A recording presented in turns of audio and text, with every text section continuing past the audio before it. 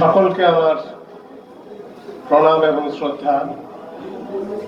মেদিনীপুরে কাজ করছি এবং এই যে বিপ্লবী সংবাদ দর্পণ আমাকে নানানভাবে উদ্বুদ্ধ করছেন। আমার টেবিলে নিয়মিত এই কাগজ পৌঁছে যায়। আমি লক্ষ্য করি আমার অনেক কাজের পরিধি বেড়ে যাচ্ছে, তারা বাড়িয়ে দিচ্ছেন। আমাদের জেলা এত সুন্দর জেলা, বিপ্লবী নামের সাথে মেদিনীপুর ওতপ্রোতভাবে জড়িত, কিন্তু একটা ভয়াবহ সময়ে আমরা রয়েছি, যে সময় বাচ্চারা অনেকে স্কুলে যেতে চাইছে না, সাংঘাতিকভাবে নাবালিকা বিবাহ হচ্ছে, নারী পাচার হচ্ছে।